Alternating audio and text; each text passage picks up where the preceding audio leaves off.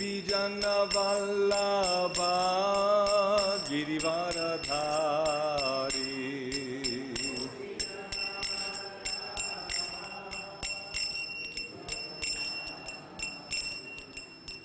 Yashodanandana Braja Janaranjana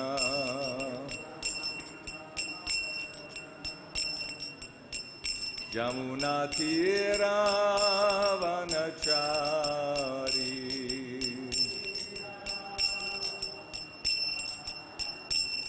Jaya Radha Madhava Kunja Vihari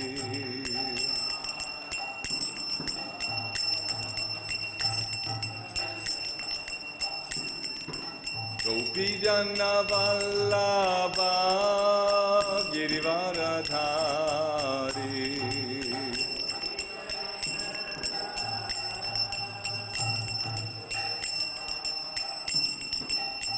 Yashodanandana Braja Janaranjana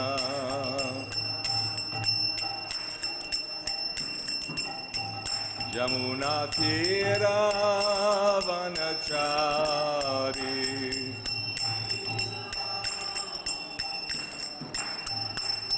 Jaya Radha Madhava Kunja Bihari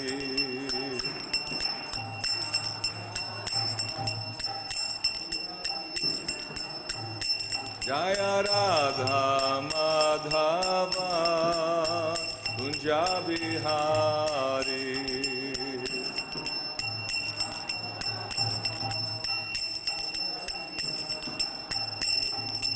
Gopi Jana Vallabha Girivaradhari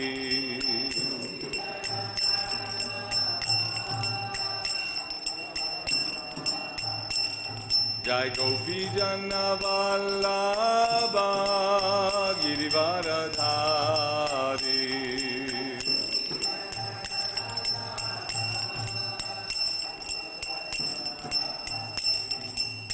Yashodanandana Braja Janaranjana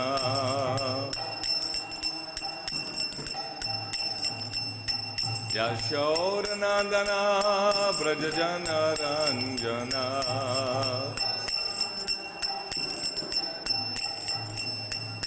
Jamuna Tira Vanachari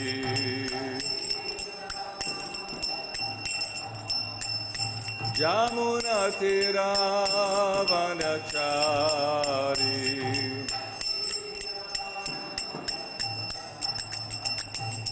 Jaya Radha Madhava Kunja Vihari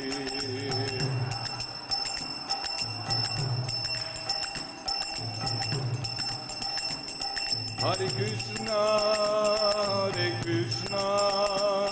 Krishna Krishna Hare Hare Hare Rama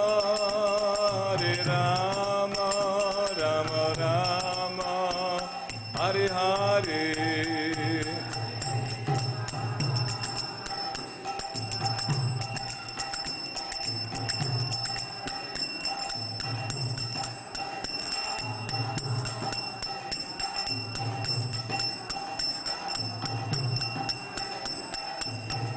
Hare Krishna Krishna Krishna Hare Hare Hare Rama Rama Rama Hare Hare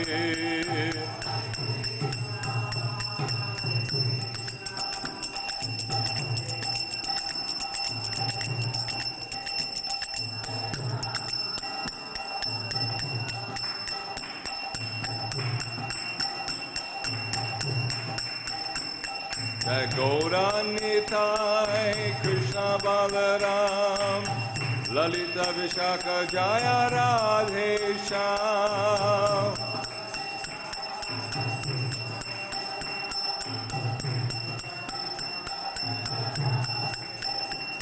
Jai Radha Shama Sundaradha Shama Sundaradi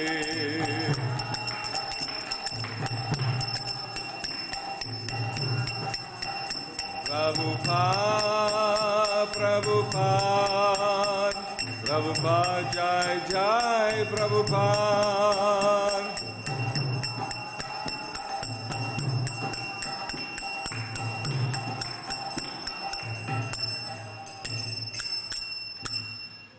Srila Prabhupada ki Om Namo Bhagavate Vasudevaya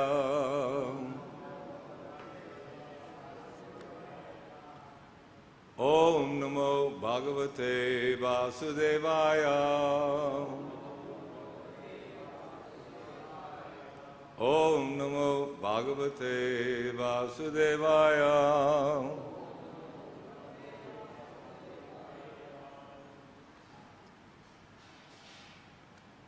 Reading Bhagavad Gita as it is, chapter 11, the universal form, text number 12.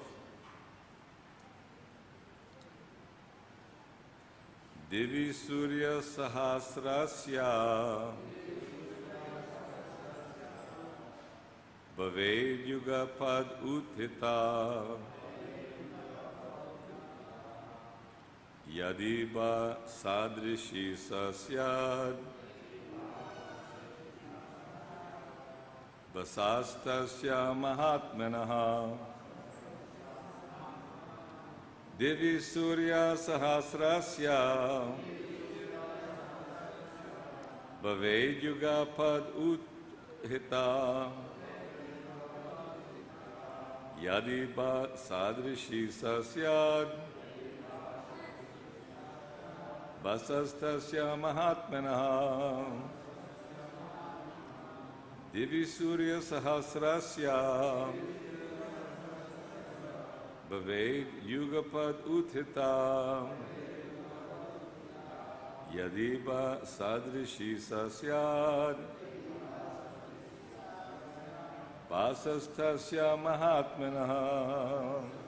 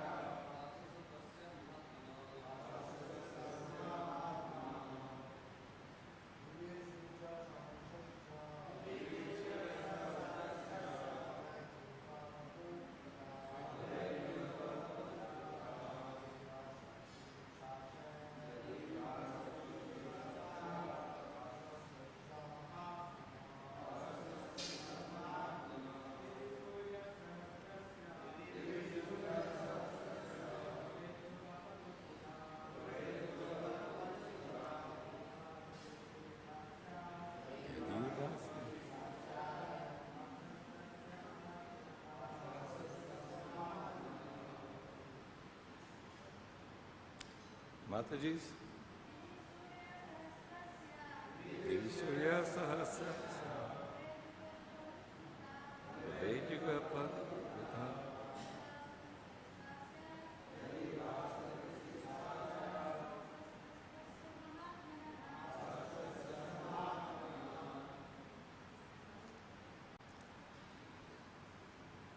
Divi in the sky, Surya of suns, Sahasrasya of many thousands, bhavet there were, yugapad simultaneously, utthitā present, yadi if, bhāḥ light, sadṛśī like that, sa that, syāt might be, bhāsaḥ effulgence, tasya of him, mahā-ātmanaḥ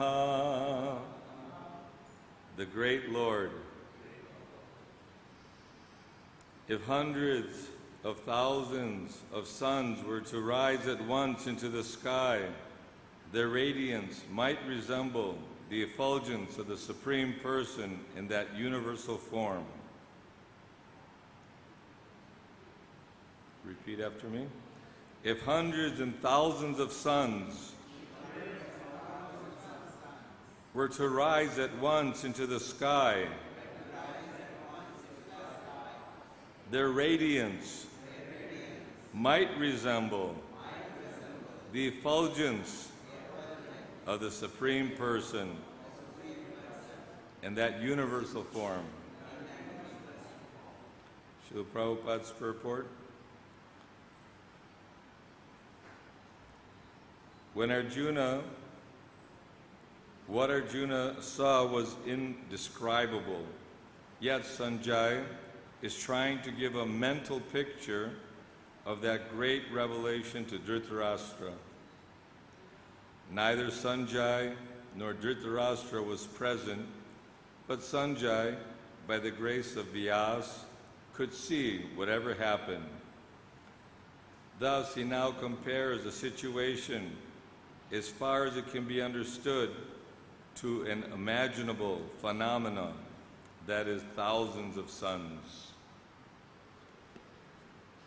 Om Ajnanatimrandasya Gyananjana Shalakaya Chakshurun Militam Jena Tasmai Shri Gurave Namaha Shri Chaitanya Manobhishtam Sthapitam Jena Bhutale Swayam Rupa Kadamayam Tadati Swapadantikam Namam Vishnupadaya Krishna Prastaya Bhutale Shrimate Bhakti Vedanta Swamiti Namane Namaste Saraswati Deve Gauravani Pacharane Nirvishesha Shunyavadi Paschatcha Deshatarane.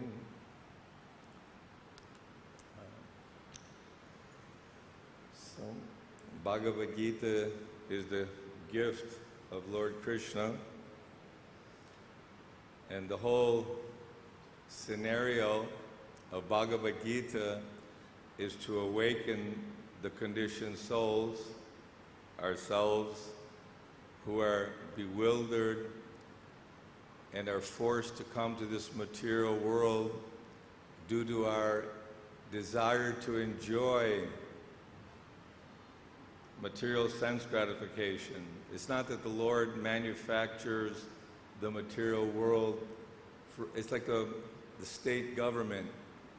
They have many, many types of departments, water department, the parks department, and welfare department, looking after the senior citizens, Medicare, Medicaid, but they also have a prison department for those who are rebellious, those who are a threat to the safety of the people, who are disobedient to the laws of God.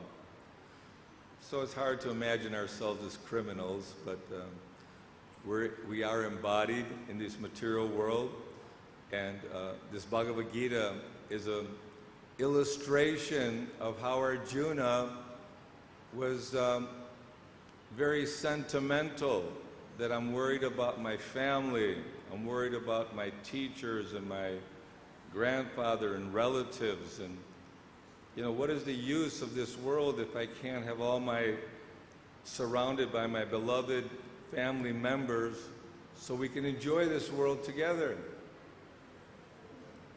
But unfortunately, although in Satya Yuga the living entities would live for 100,000 years, they had many powers.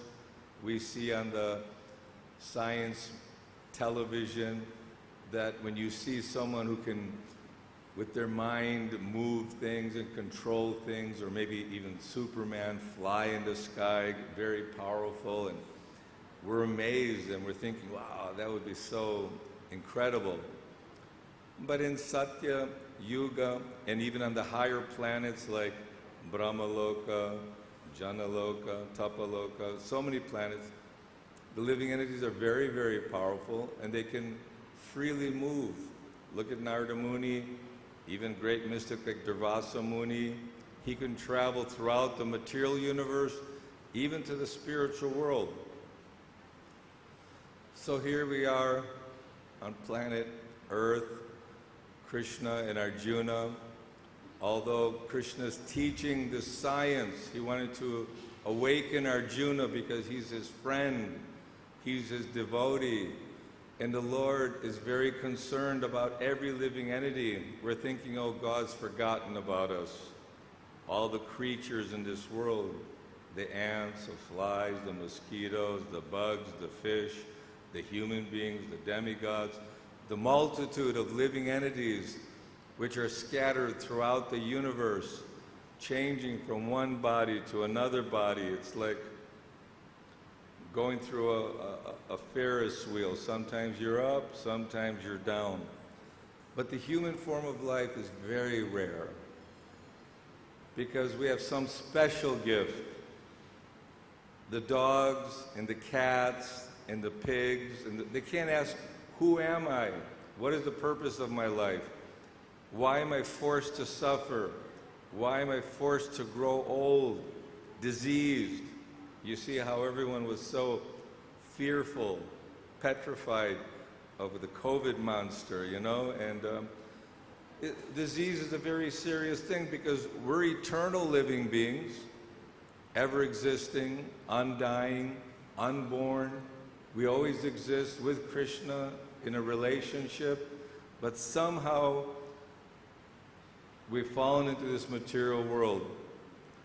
So Arjuna is questioning Krishna. Okay, I'm bewildered, I'm confused, my mind is reeling, my senses are burning, and so I'm lost. I'm a soul surrendered to you. You please instruct me.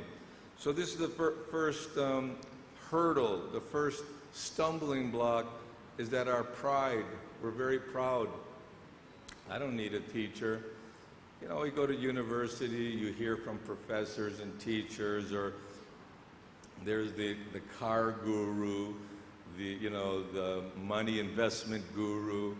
They have many categories of instructing persons who are considered, professional or topmost in their field to help us how to enjoy this world to the fullest extent.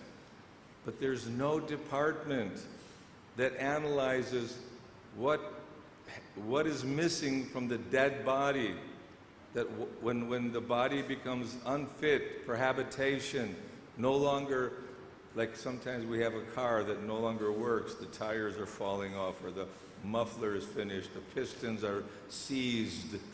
It doesn't go anywhere, it just sits there. Throw it in the junkyard, basically.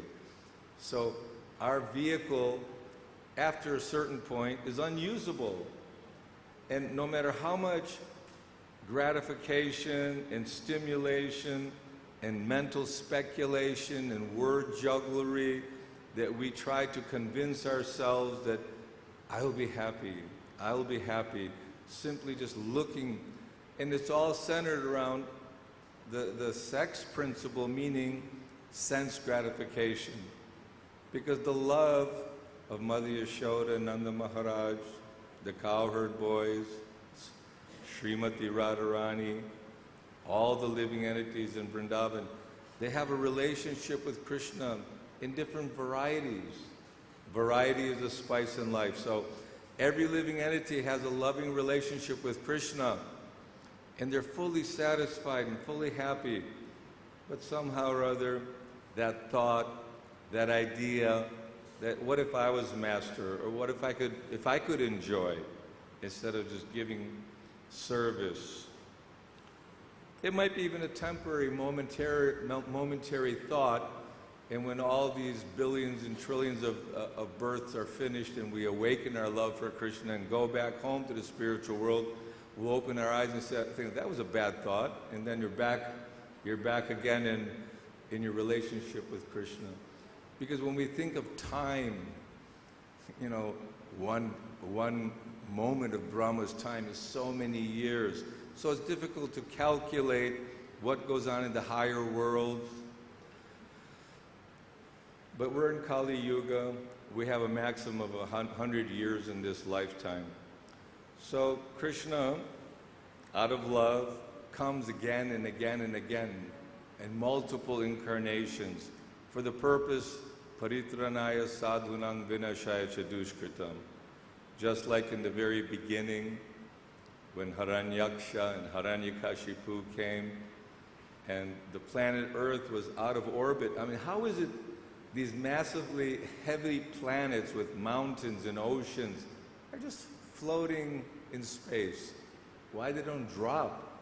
What is the force that keeps them? So somehow the Earth fell into the causal ocean, somehow.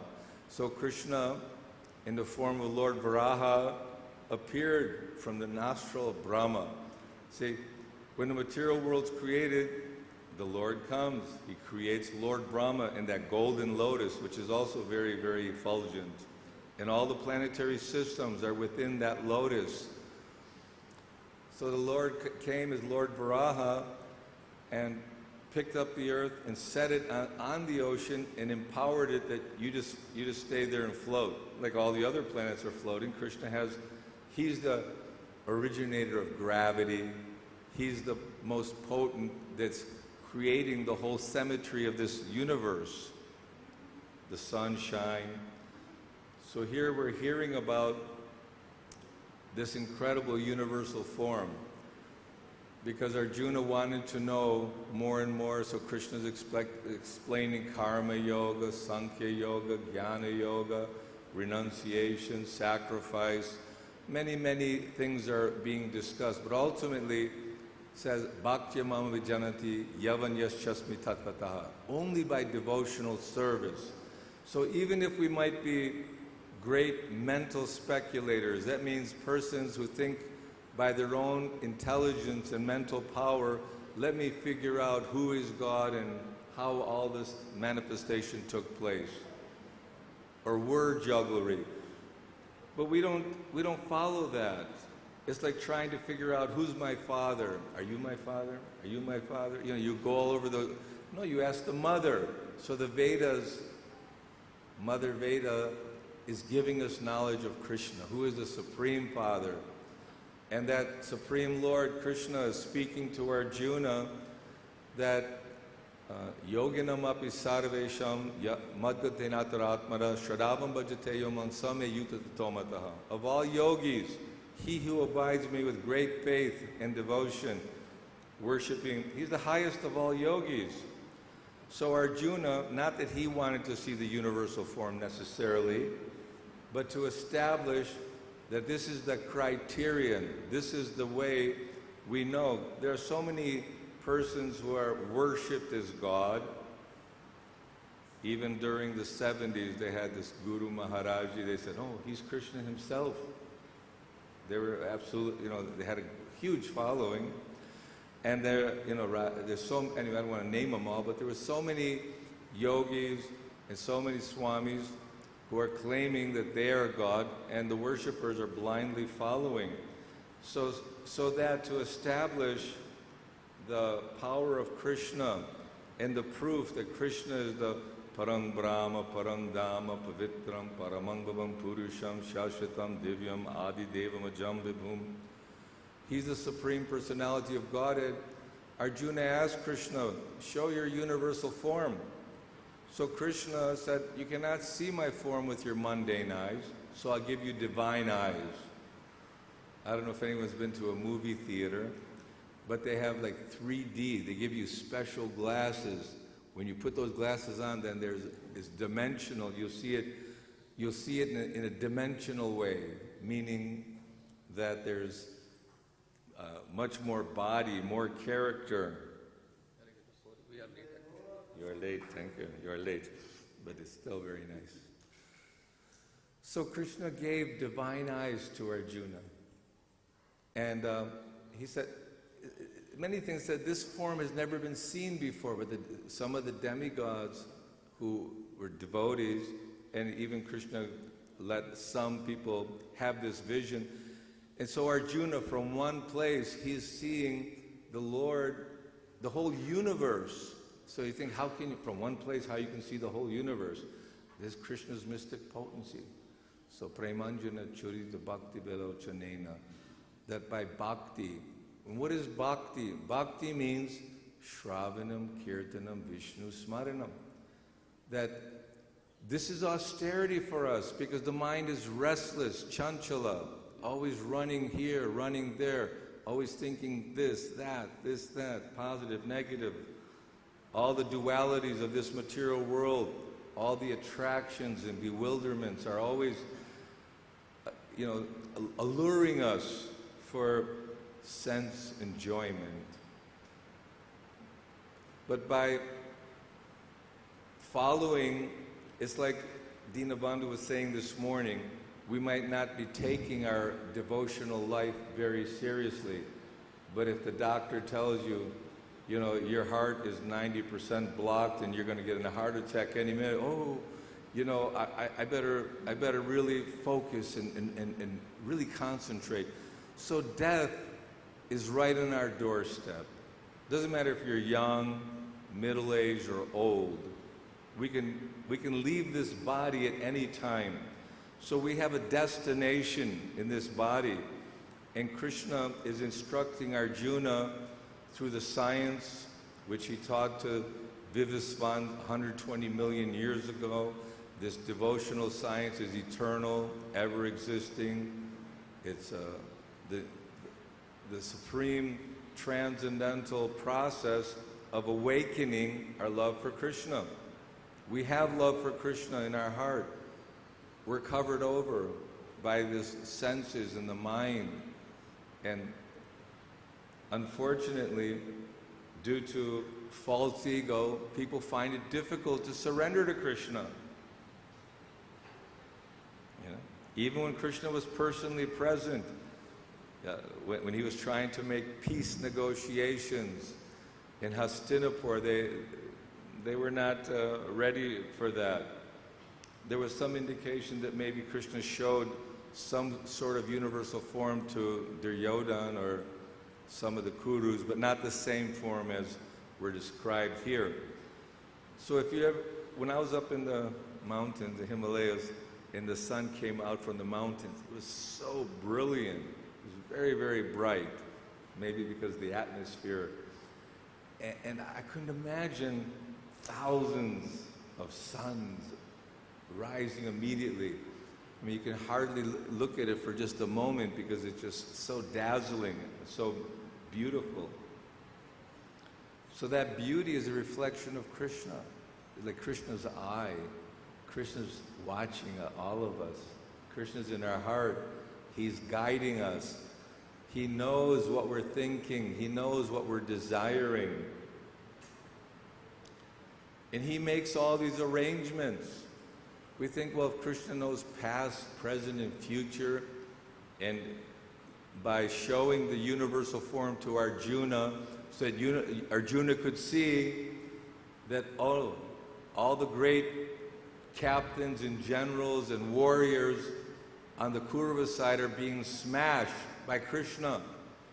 Also, all the great warriors from my side are being smashed by Krishna. Sometimes in the teeth of Krishna. And Krishna is showing that everyone, except the Pandavas and a few, will be annihilated. You take this glory. We don't understand from our maybe humanitarian point of view or how Krishna could create or encourage war. So much, must be so much suffering involved for the families, what to speak of Dhṛtarāṣṭra and Gandhari. They lost their 100 sons and lost everything. So they were very, very heartbroken. Yudhishthira was also feeling very repentant that because of him, because of wanting to reestablish a righteous kingdom, but he was the person that so many people were slaughtered. But there's the material world. It's a place, janma, mritu, jara, vyadhi, dukkha, doshanu, darshanam. It's a place of suffering. It's a place of birth, old age, disease, and death. And there's no solution by our own attempts, only by devotional service. Manmanabhava madbhakto madhyaji mang namaskuru mami vasisi sachate pratijani priyosame. Think of me, not me, Krishna. Become my devotee. Worship me. Offer your prayers unto me. Thus you'll come to me without fail. I promise you this because you're my very dear friend. So there are numerous times throughout the Srimad Bhagavatam, the histories of the Puranas, Mahabharata, where Krishna personally appears. And he's dealing with his devotees in very unique ways. He understands everything. So by Krishna's guidance and Krishna's blessings, all of us are here in Vrindavan Dham. All of us are sitting, hearing the words of Bhagavad Gita. All we're doing is glorifying Krishna, his effulgence, his power, his ability to give you vision, transcendental vision, spiritual vision. He can awaken our desire to go back home to the spiritual world, because it's very difficult to awaken or to achieve perfection. We were hearing this morning, or maybe it was this morning or yesterday, that yogis would meditate for 10, Valmiki Muni 60,000 years of meditation. But that meditation, we may think, oh, how is that possible? I don't believe that. But when you go to sleep at night and you wake up in the morning, it was like just a moment went by. But some people go in coma for years and years and years, and they wake up and they think, oh, it was just yesterday. Or, no, what do you mean 10 years went by? No, not possible. So even if after the creation is wound up in Krishna again, we're there for trillions of years. I mean, just imagine Krishna creates the mahā-ātmanaḥ, and as Mahavishnu, he's lying in the causal ocean, and he breathes out. All the universes are coming out. The Brahmas are born in each universe, and all the living entities with the vision of Krishna impregnates Mother Nature, and again revitalizes and sets things in motion. And there's a good memory bank. They have a big, trillion gigabyte memory bank that all our desires, all our karmana, daivana, train, all the things that we've done are recorded, what we want. So everything is calculated, and we're given the appropriate body according to our karma, according to our destiny. And then one day of Brahma is how long? 311 trillion years? I don't know. Long time. It's very long. Okay, sounds good. It's a long time, very long time. So when Brahma's one day is finished, everything's wound up again in Mahavishnu. It's just one breath of the Lord. Is that the lifetime of Brahma? So this beyond our ability to understand, but this particular universal form of the Lord shows that Krishna is the time element, that Krishna, he creates everything, and at the same time, he's acting in such a way as to awaken us to our devotional service. And that's what Prabhupada, many times reporters would ask, why have you come here, Swamiji? Is our religion not good enough? Or, I mean, we all have our own traditions and religious beliefs, and, and Prabhupada, although sometimes reporters are looking for conflict, they're looking for some angle to make it spicy, but Prabhupada is so expert. He explains, I came here to awaken what you have forgotten, your love for God. If any religion is teaching that, that is good, but people are not following religion. People are not following their own process, and they're just simply speculating and twisting the meaning. So we have to follow the authentic teaching. This is the beauty of our International Society for Krishna Consciousness, that we have the Vedic literature, we have Bhagavad Gita as it is, without mental speculation. I just again read the part where Srila Prabhupada was in Russia with Professor Kotovsky. He wanted to speak to the university professors, but the government would not allow that. And even after Indology, these are professors of philosophy and religious, Oriental religion. And the famous slogan from Professor Kotovsky is, Swamiji, after this body is finished, everything is finished. They have, in the Western civilization, almost everyone does not understand that the spirit soul is animating this body. If we take the battery out of that clock, the hands will not move. I'll be speaking for next month here without, the time is not right. And even this camera is working because it has power. It's connected to the power source. So Krishna is the power source. He's the super soul. That's why this universe is functioning. The air is circulating, the sun is shining, vegetative growth is there, the planets are rotating according to time. Everything is very scientifically scheduled. What to speak of the complexities of the body. Once the body, when Lord Varaha finally, when all the demigods were pleading, please stop playing with this demon, just kill him. And the Lord killed him, but he touched him, but his body stayed effulgent. Normally, when someone passes away from the body, immediately becomes pale and dull. No more effulgence.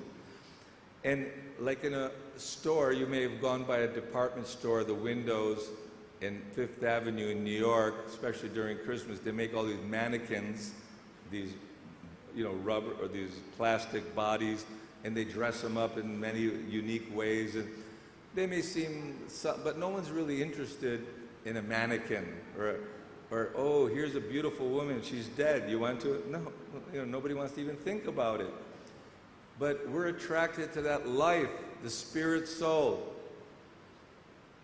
So that spirit soul is connected to Krishna, the powerhouse. He's the spiritual powerhouse which is giving us life and vitality. And Arjuna, in one place it said he was not fearful, but as the vision progressed and he saw unlimited faces and hands and arms and the whole universe and so much devastation that it became fearful for him. So this material world is a temporary place, and there's no enjoyment here. It's just a glimmer, a reflection of enjoyment. It's like the donkey and the carrot dangling, and it keeps going after that carrot, never to achieve the goal of really getting the carrot, but he's being tricked by his master to make him work. So we're being tricked by the Kali Yuga, by the modes of material nature, goodness, passion, and ignorance. Mainly, we're driven by passion and ignorance. But goodness is a Brahminical quality. Unfortunately, Kalau Sudra Sambhava. In this age of Kali, people are driven by lust and greed, passion and ignorance, and are bewildered. Anger, and the anger is there because of frustrated material desires. When we're pursuing some illusory happiness and we don't achieve that, we become angry, and the intelligence is lost. The mind is bewildered.